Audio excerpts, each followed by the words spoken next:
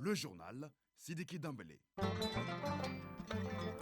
L'actualité, première édition de ce mardi 1er février 2022. Tout d'abord, la couleur du temps sur Bamako et environ 18 degrés ce matin, ciel partiellement couvert, humidité 11%, du vent 21 km à l'heure et la maximale attendue est de 34 degrés. Mesdames et messieurs, à la une de ce journal, la tension diplomatique entre le Mali et la France. L'ambassadeur de France a été sommé de quitter le territoire malien au plus tard demain mercredi. Donc la France est le seul pays dans cette posture d'attaque directe contre la légalité et la légitimité des autorités de la transition. Les précisions avec Ablay Diop, le chef de la diplomatie malienne, dans ce journal. À suivre le grand format et focus ce matin sur les chauffeurs de l'ORTM, les premiers au boulot et les derniers à rentrer. Ils sont un maillon essentiel de la chaîne de l'information, nous dira Aliou Ablay Tourish. L'actualité internationale bien fournie et c'est une présentation de Batraoré. Il est là avec moi dans ce studio. Bonjour Batraoré. Bonjour Sidiki Dambélé. De quoi va-t-on parler ce matin? Dans la page inter de ce matin, nous parlerons du rétablissement de la constitution au Burkina Faso après le changement de pouvoir. Nous serons au Tchad où le gouvernement justifie le report du dialogue national. Nous bouclerons par la Libye où les candidatures sont ouvertes pour le poste de Premier ministre. À tout à l'heure donc pour le développement. La chronique initiative citoyenne avec Ousmane Daou qui nous parlera du combat de l'association malienne de lutte contre la drépanocytose. À suivre enfin le journal de la Cannes avec Saragatou Sissé, l'athlète infatigable. Bonjour. Bonjour Sidiki Dambélé. Est-ce que tout va bien Saragatou? Ça va, alhamdoulilah. Allez, la une de votre journal. Burkina Faso Sénégal mercredi et Cameroun Égypte jeudi. Le dernier carré de cette Cannes est un régal. Les lendemains de défaite sont amers. L'élimination du Maroc en quart de finale n'est toujours pas digérée au royaume chérifien.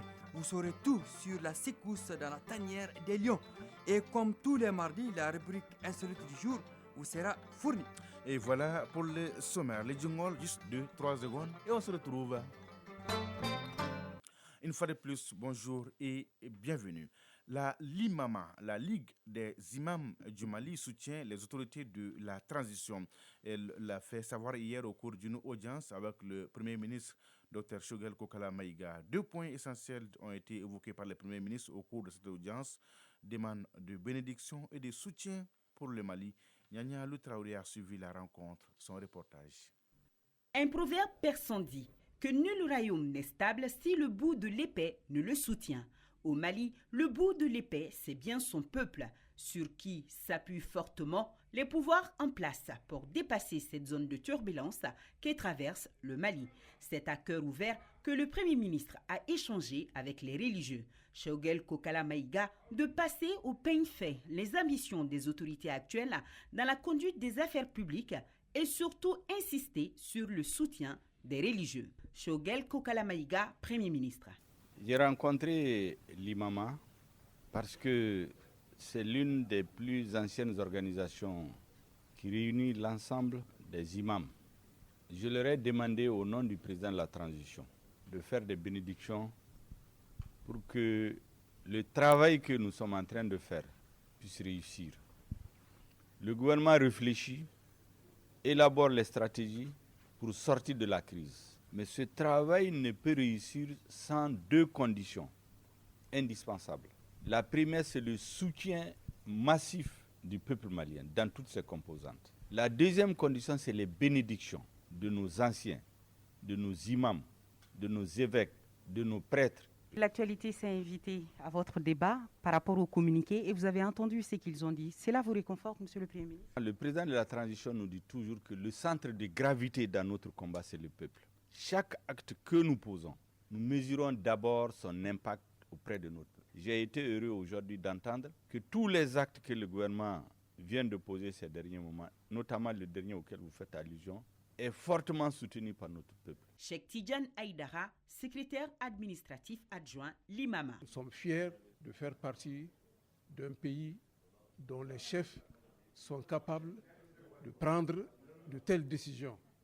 Parce qu'un homme sans honneur, tu n'existes pas.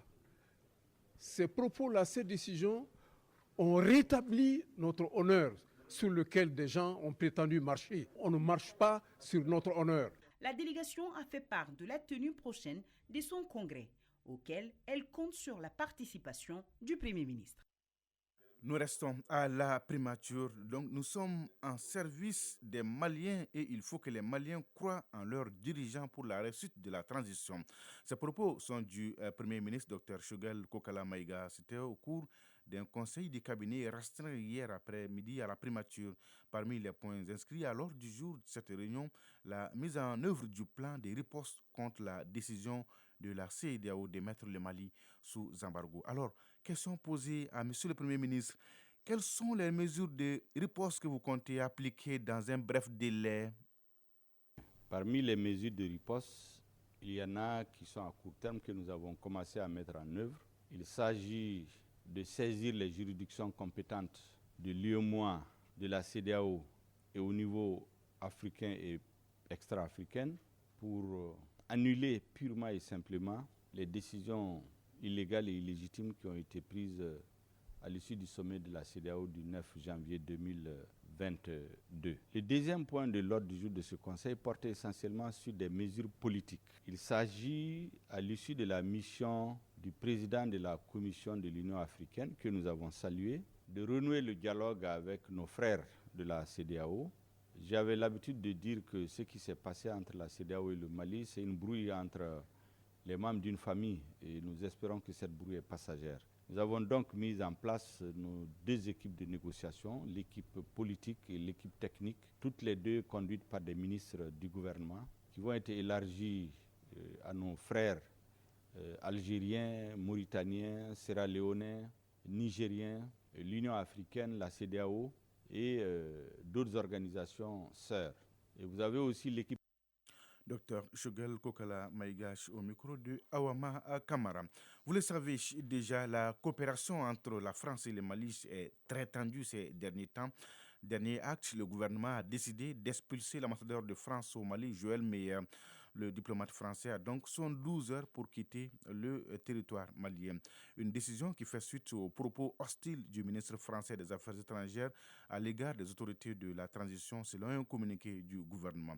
Les ministres des Affaires étrangères et de la coopération internationale étaient l'invité du journal télévisé hier pour clarifier davantage cette décision. Alors, question, qu'avez-vous souhaité au juste en demandant le départ de l'ambassadeur de France, monsieur le ministre? Ce que nous avons souhaité en demandant le départ de l'ambassadeur, c'est qu'il puisse, en attendant que les autorités françaises clarifient leur position ou leur appréciation par rapport aux autorités de la transition, qu'il puisse quitter le territoire national. Il pourra revenir à tout moment si le gouvernement français détermine sa position. Parce que, la France est présente ici de différentes manières et cette situation n'est pas tenable. Mais je tiens à rappeler que ce différend que nous avons avec la France ne touche pas les ressortissants français qui sont parmi nous, ni les entreprises françaises qui peuvent continuer à vaquer normalement à leurs occupations ici. Les Français restent les bienvenus au Mali. Donc il n'y a pas de problème entre les populations françaises et les populations maliennes, ni ici, ni en France. C'est vraiment une position de principe qui, pour nous, ni pour la France, ni pour aucun représentant diplomatique, nous n'admettrons que vous soyez là et que vous considérez que vous êtes dans un État que vous ne reconnaissez pas. Donc, je crois que c'est vraiment le sens de cet acte qui a été posé et nous espérons pouvoir engager un dialogue franc avec la France parce qu'il y a des défis extrêmement importants que nous devons relever ensemble. Et aussi, même le dialogue avec la France doit tenir compte aussi de ce que les Maliens veulent, des aspirations des Maliens. Et je crois qu'on ne peut pas faire l'impasse sur ça parce que la population malienne a majoritairement donné sa confiance à ce gouvernement qui est là, qui est en symbiose avec la volonté de la majorité des Maliens. Vous ne pouvez pas être accrédité auprès d'autorités que vous-même, vous ne reconnaissez pas. Nous savons que la France elle-même dit qu'elle aligne sa position sur celle de la CEDEAO. La CEDEAO n'a jamais remis en cause les autorités de la transition, ni l'Union africaine, ni les Nations unies, ni même l'Union européenne. Donc la France est le seul pays dans cette posture d'attaque directe contre la légalité et la légitimité des autorités de la transition. Le chef de la diplomatie malienne, Abdoulaye Diop, est interrogé par Hadijatou Konish. Joël Meyer a donc 72 heures pour faire ses valises et quitter le territoire malien. Alors, que pensent nos compatriotes de cette décision des autorités maliennes? Aliou Idrissa Maïga a promené son micro un peu partout à travers la ville. Vos réactions? Je dirais que c'est une bonne chose vu dans le contexte dans lequel on se trouve, parce que réellement dans la diplomatie, ce qui est recommandé, c'est surtout le respect entre les pays.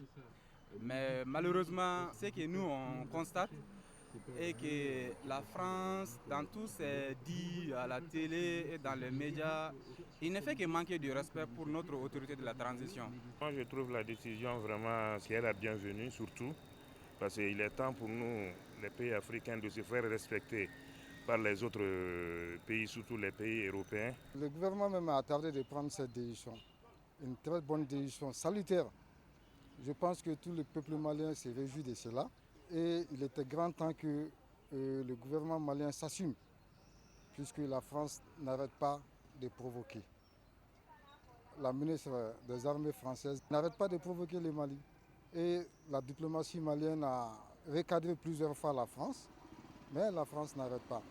Je pense qu'il est temps que nous, les Maliens, qu'on s'assume, qu'on accepte, c'est-à-dire ces moments difficiles.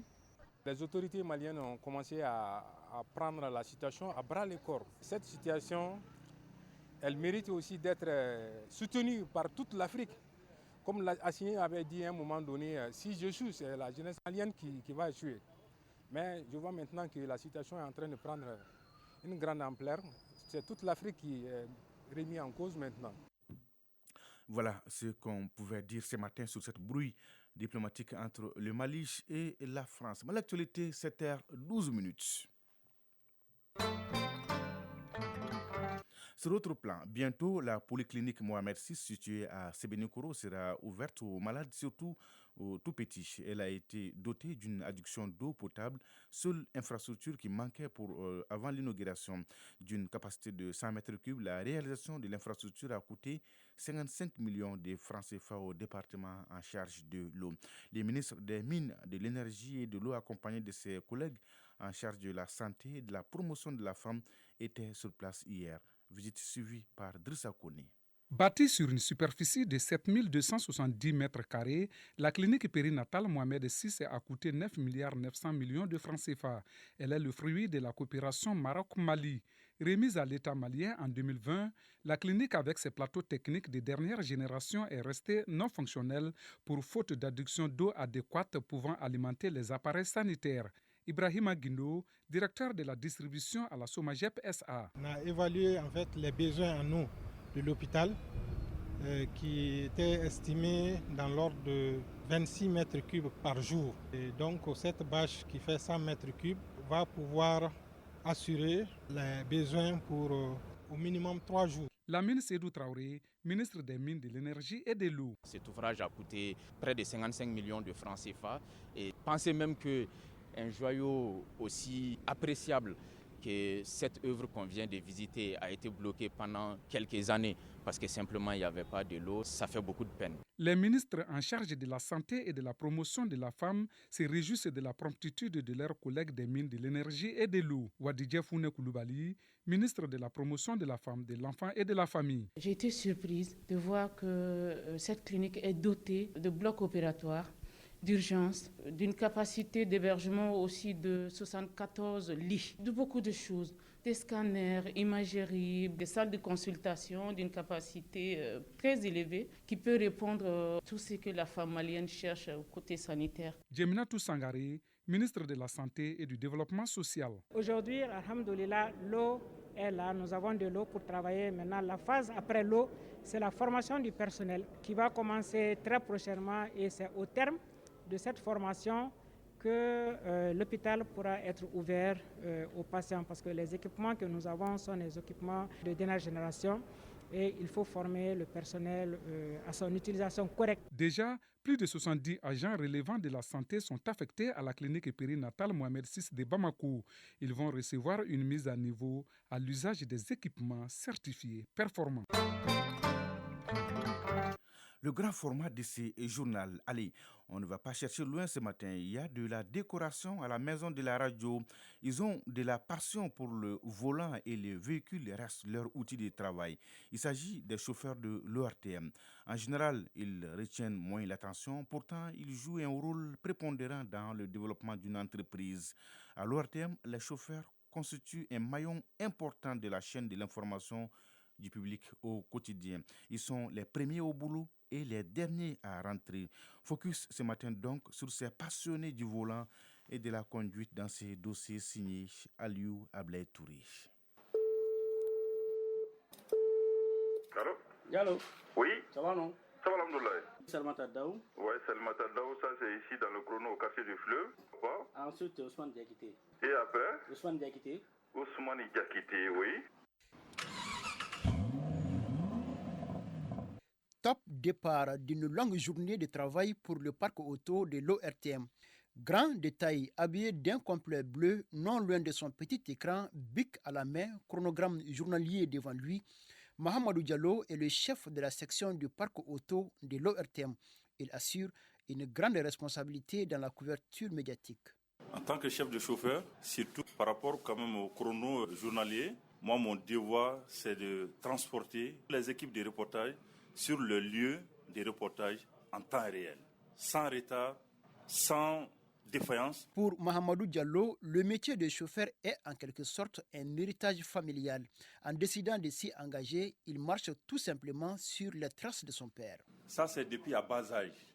Ça, c'est quelque chose que j'ai même trouvé de mon père, parce que mon père a été chauffeur. Je n'aimais que le véhicule. Même après les études, j'ai fait quand même le centre Père Michel, section mécanique auto. Et rien que le véhicule, j'aime le véhicule, j'adore le véhicule. Le jeune Toumani Diakité, lui aussi, est chauffeur. Et c'est à partir de 2012 qu'il a déposé ses valises au parc auto de l'ORTM. Pour lui, le volant a toujours été sa grande passion. J'ai décidé d'être chauffeur à l'ORTM parce que par l'amour même du métier d'abord. Après les études de mécanique auto, s'engager dans les métiers de chauffeur est un chemin normal. À l'image de Abdul Kassim Djiré, chauffeur mécanicien depuis juillet 2011 à l'ORTM. Pour lui, un rêve a été réalisé. Être chauffeur, c'était une de mes passions depuis que j'étais à l'école. Dieu faisant les choses, mes études m'ont orienté vers la mécanique auto. Quand j'étais venu ici à l'ORTM, j'avais cru qu'il y avait un garage, mais j'avais trouvé qu'il y avait uniquement que le parc auto, c'est-à-dire les véhicules. Donc, étant mécanicien, je ne pourrais faire autre chose que connaître les véhicules. Et j'en suis fier aussi. Dans un service très sollicité comme l'ORTM, la bonne organisation des activités est la clé de réussite. Mahamadou Diallo est le chef de la section du parc auto de l'ORTM. Souvent, on peut avoir 20, 30, sinon même 40 reportages par jour. On a adopté quand même un système de travail rotatif. Les 21 chauffeurs quand même qui sont détachés pour la section reportage et mission, ils sont 2 chauffeurs par véhicule, en raison de 2 jours de service. Tout début est difficile à ton coutume de dire. Toumani Diakité en a vécu la dure expérience. Le temps de s'adapter au rythme du travail. Mon début à l'ORTM, ce n'était pas du tout facile. Parce que l'ORTM, c'est un autre service à part. Même si, quand on me disait qu'un chauffeur peut travailler 24 heures sur 24, je lui dirais que tu as menti. Une fois, on m'a même donné une demande d'expression parce que j'ai laissé une équipe sur le terrain et aller à la maison pour me reposer un peu. Et je n'ai pas pu me réveiller. Abdoulaye Kassim Djiré. Au début, quand j'étais venu à l'ORTM étant stagiaire, j'avais trouvé que au parc auto, il y avait au moins une vingtaine de chauffeurs. Ils m'ont bien accueilli, ils m'ont appris à conduire. Parce que conduire les véhicules du parc auto de l'ORTM est différent de la conduite générale. Ils m'ont bien intégré, ils m'ont donné beaucoup de conseils parce que j'étais très fougueux. Et j'ai appris la vie, j'ai appris petit à petit avec eux, jusqu'à ce que je suis devenu aujourd'hui un bon petit chauffeur. Ce n'est pas facile de concilier la vie des familles et celle des chauffeurs à l'ORTM. L'intensité du travail en est la principale raison. C'est pourquoi le soutien familial demeure nécessaire dans cette activité. Toumani Diakité et Abdoulaye Kassim Djiré nous l'expliquent. Nous, on remercie nos femmes parce que malgré tout, ils nous comprennent. Sinon, ce n'est pas du tout facile. Souvent même, tu dis à tes amis que je suis encore au service à 1h du matin. Ils te disent que tu es en train de mentir. Mais tu rentres à la maison à 2h du matin, mais ta femme comprend. On doit saluer nos femmes. On a des braves femmes, il faut reconnaître ça. C'est pas facile comme tout métier. Surtout notre cas est très très compliqué. Quand un service est bien rendu, la satisfaction est le mot le mieux partagé. Toumani Diakité et Abdoulaye Kassim Djiré, deux chauffeurs dont le talent et la disponibilité sont appréciés par leurs collègues. Cheikh Oumar Kamara, journaliste en est un. J'ai déjà travaillé avec les chauffeurs Djiré et Toumani Diakité. Je pense qu'ils sont indispensables ici. C'est eux qui nous font déplacer, c'est eux qui vont nous chercher à 4h du matin. Quand on a des émissions à des heures tardives, c'est eux qui sont là, toujours en attente. Ibrahim Kaoukonate accorde également de bonnes notes à ces passionnés du volant. Absolument. J'ai travaillé pendant très longtemps avec Abdoulaye Djiré parce que c'est lui qui venait nous chercher très tôt le matin, depuis 5h du matin. Quant à moi, quand même, ça c'était tous les lundis et tous les vendredis. Bien pour l'émission matinale de la chaîne 2. Toumani, j'ai eu à côtoyer avec lui, j'ai travaillé avec lui bien sûr dans le cadre des reportages. Donc je pense qu'ils sont tous sympas, voilà, ils sont tous vraiment conviviaux.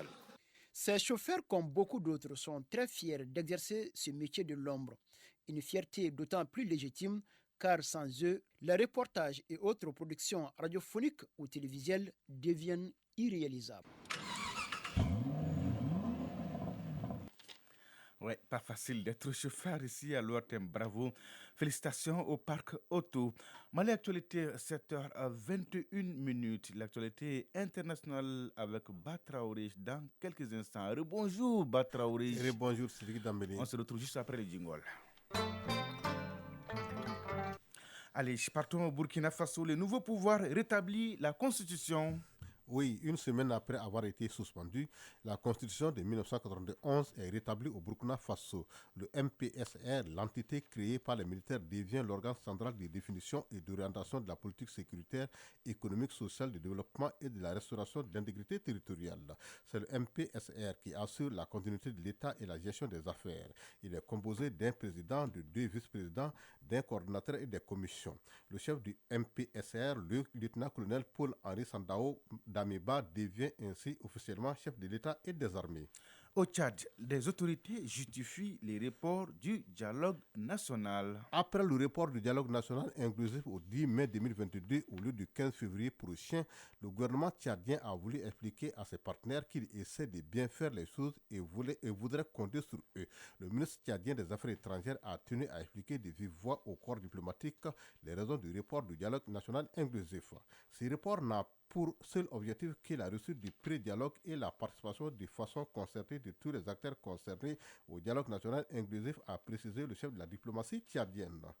Allez, je partons en Libye, ouverture des candidatures au poste de Premier ministre. Le Parlement libyen réuni hier à Tobrouk, dans l'est du pays, a annoncé l'ouverture des candidatures au poste de Premier ministre pour remplacer Abdelhamid Dibaïda à la tête du gouvernement intérimaire. Le mandat de ce dernier s'est théoriquement achevé le 25 décembre dernier et le Parlement avait déjà précisé les conditions pour postuler au poste de Premier ministre. Il s'agit surtout de signer un engagement à ne pas se présenter à la prochaine présidentielle. Les candidats retenus seront auditionnés le 7 février. Un nouveau Premier ministre sera alors nommé rapidement. Merci Cheba Traoré pour toutes ces informations.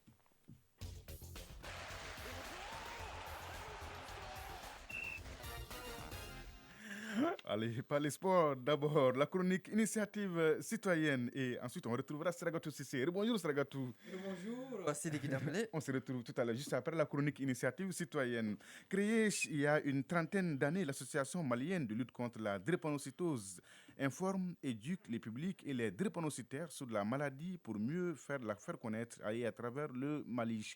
Elle favorise également la création des antennes de l'AMLUD dans toutes les régions, cercles et communes du Mali. L'association vise aussi à renforcer les structures de prise en charge des drépanocytaires pour orienter les malades et les parents sur la gestion de la crise par des agents connaisseurs de la drépanocytose. Ousmane Daou, dans la chronique Initiative citoyenne, nous présente l'association.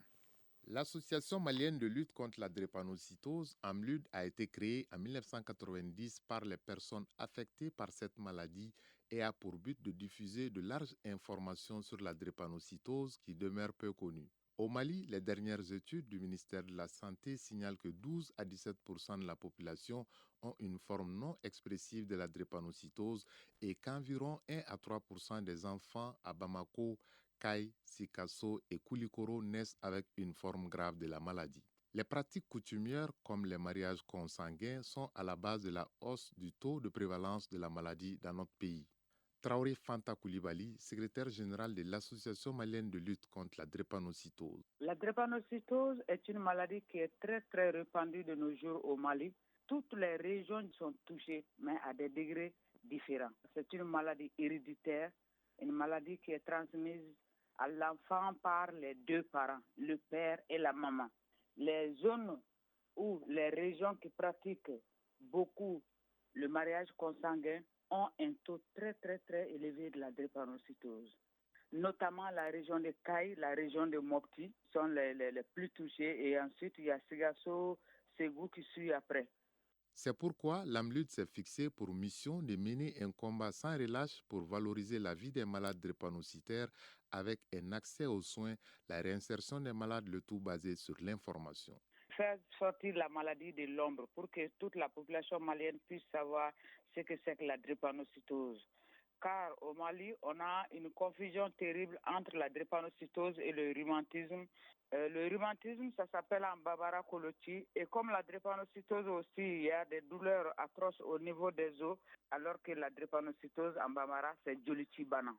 Malgré ces efforts louables, l'AMLUD est confronté à des difficultés, notamment la stigmatisation des malades et le non-accompagnement des autorités sanitaires.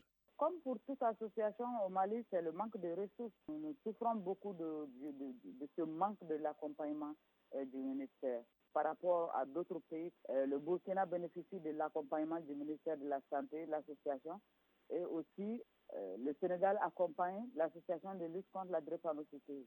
Mauritanie également, le Niger aussi. Le Mali est le ventre mou de cet accompagnement. Peut-être que ça va venir dans les jours à venir.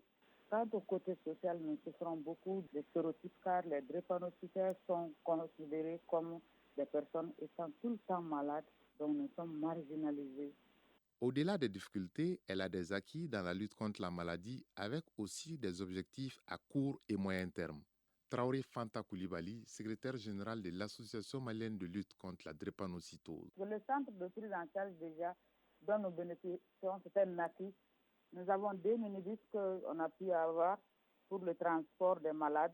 Donc il y a un minibus qui nous a été donné par Cordon de Vie de Monaco et un autre de la Canam. Même le quota que nous payons au centre par rapport à la prise en charge, l'association est en train de se battre pour le changement du statut de notre centre, afin qu'on puisse dispenser les soins continus. De mettre la drépanocytose dans la lignée des maladies qui sont enseignées, comme la tuberculose, le sida, le paludisme. À maintenir les drépanocytaires à l'école, ne pas les renvoyer, parce que les périodes d'examen, les périodes de composition constituent des périodes de crise. Une fois que l'enfant a un stress de quelque origine que ce soit, ça déclenche les crises. Donc, également de voir si on peut leur accorder des examens partiels ou des compositions partielles. En attendant, l'Association malienne de lutte contre la drépanocytose bénéficie du soutien de l'Organisation mondiale de la santé, la Fondation pour l'enfance Toguna Agro-Industrie, l'Un Club Bamako Caïcédra et du Consulat de Monaco à Bamako. Une association qui mérite d'être soutenue, vraiment. Merci Ousmane Daho.